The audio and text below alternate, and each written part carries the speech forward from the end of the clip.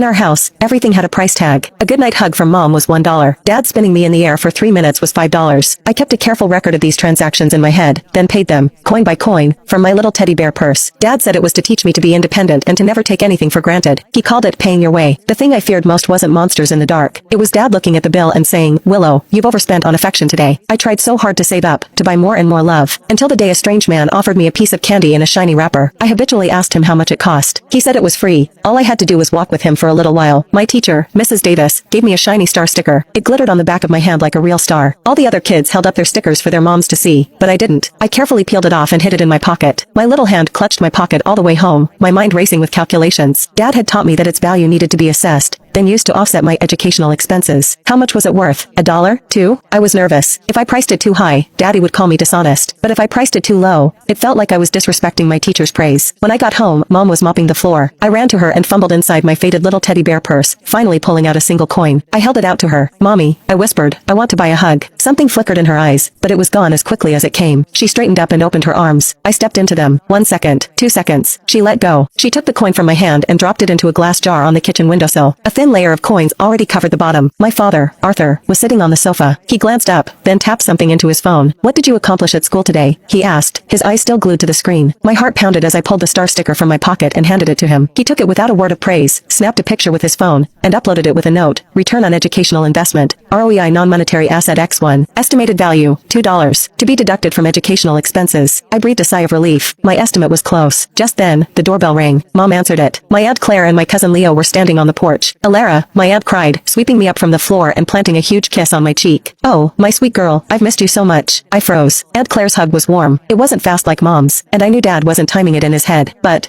this hug was too expensive. I squirmed out of her arms and hid behind my mother, clutching her dress. "Mommy, Auntie's hug. How much do I have to pay? I don't have enough money. Can I owe you?" The smile vanished from my aunt's face. She stared at me, then at my parents, her expression one of pure disbelief. My cousin Leo, a year older than me, didn't understand the sudden shift in mood. He ran over and pushed his transformer into my hands. "Here, Willow, you can play with this." I recoiled as if I'd been burned, clutching my teddy bear purse to my chest. "I can't just take things from you. Arthur, Alara, look at what you've done." Aunt Claire finally exploded, her finger trembling as she pointed at my parents. "Are you insane? You're turning a child into a monster. This is a home, not a corporation." My father adjusted his glasses. "You don't understand, Claire," he said calmly. "This is a progressive parenting philosophy. We're cultivating her independence, teaching her the value of things. It will give her a competitive edge later in life." "Independence? A competitive edge?" My aunt laughed, a harsh, bitter sound. "She's 4 years old. What she needs is unconditional love, not a damn quid pro quo." My mother tugged on her sister's arm. "It's okay, Claire, please. This is our way. Don't interfere." Aunt Claire looked at my mother, her eyes filled with disappointment. The argument ended, as it always did, in a tense stalemate. As my aunt was leaving, her eyes shimmering with tears,